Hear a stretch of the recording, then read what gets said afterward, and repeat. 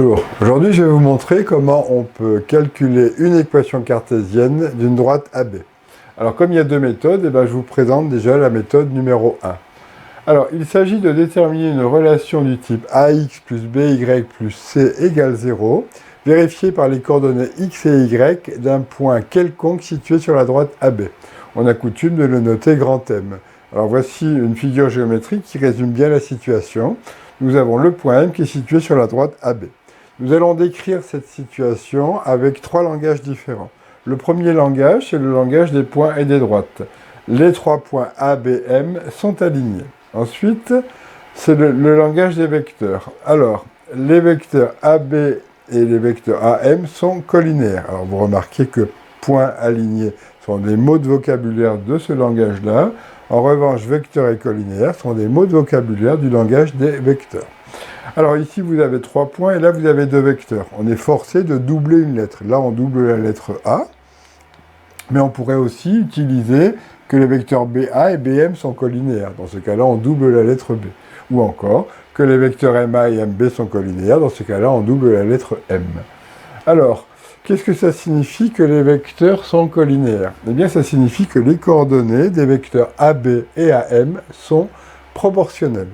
Ou encore que le déterminant du vecteur AB et AM est égal à 0. Alors ça, c'est lorsqu'on double la lettre A.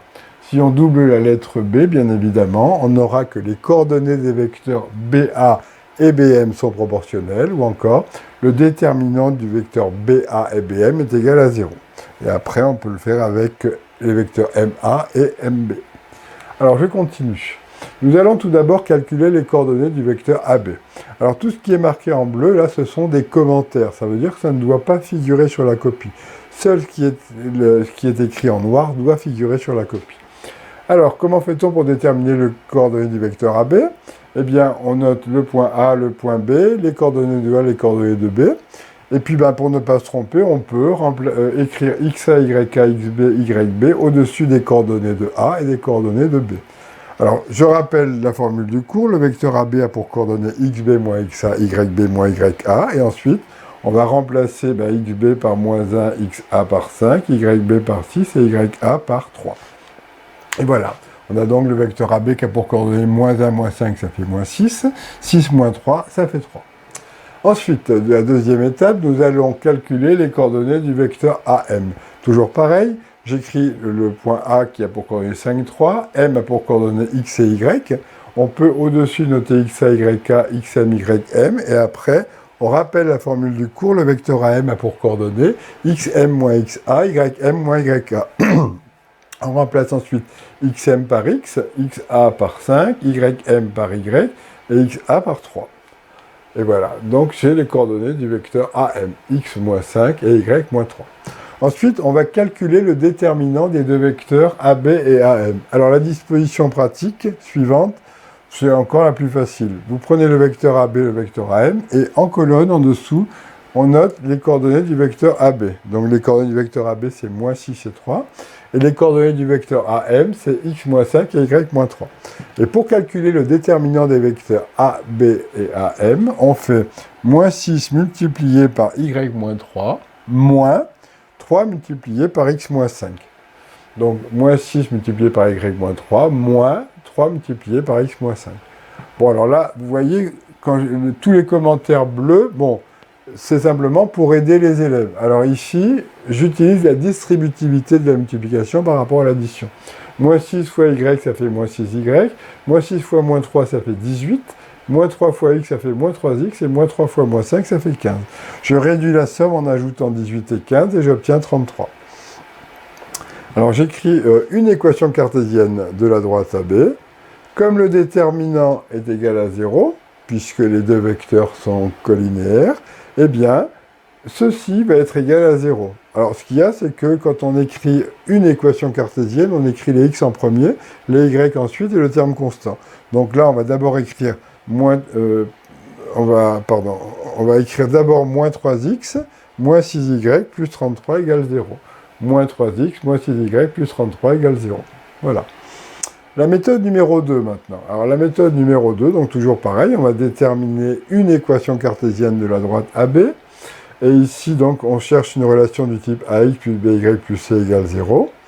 Alors là, on propose de calculer les coordonnées du vecteur AB. Donc on procède comme tout à l'heure, je ne vais peut-être pas tout refaire. Donc le vecteur AB a pour coordonnées moins 6, 3. Ce qui est intéressant en revanche, c'est que le vecteur AB est un vecteur directeur de la droite D. Or, on sait d'après le cours que le vecteur de coordonnées moins BA est un vecteur directeur de la droite D d'équation AX plus BY plus C égale 0.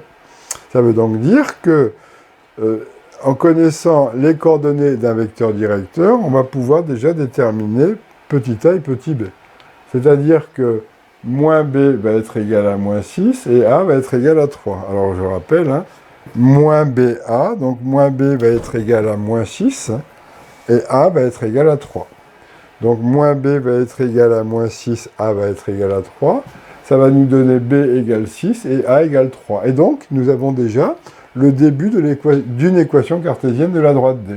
C'est-à-dire qu'on remplace A par 3, B par 6, et on va avoir 3x plus 6y plus C égale 0. Il me reste maintenant à déterminer C. Pour déterminer C, c'est facile. Nous allons prendre un point de la droite. Alors on peut prendre le point A ou le point B. Là, j'ai choisi de prendre le point A. Comme le point A est situé sur la droite, ses coordonnées vérifient l'équation de la droite. Alors qu'est-ce que je vais faire ? Je vais remplacer x et y par les coordonnées du point A, c'est-à-dire 5 et 3. Et donc cette égalité est vérifiée, donc je vais avoir 3 fois 5, 15, 6 fois 3, 18, plus c égale 0. J'obtiens donc 33 plus c égale 0. Et donc j'obtiens c égale moins 33. Et voici donc une équation de la cartésienne de la droite, 3x plus 6y moins 33 égale 0. Et alors, avec la méthode numéro 1, qu'est-ce qu'on avait? La méthode numéro 1, on obtenait moins 3x moins 6y plus 33 égale 0. Si je compare ces deux écritures, eh ben, on voit qu'on passe de l'une à l'autre en multipliant par moins 1. Alors c'est pour ça qu'on dit toujours une équation cartésienne, parce qu'en réalité, il n'y en a pas qu'une, il y en a plusieurs. Et elles se déduisent toutes les unes des autres en multipliant par un nombre.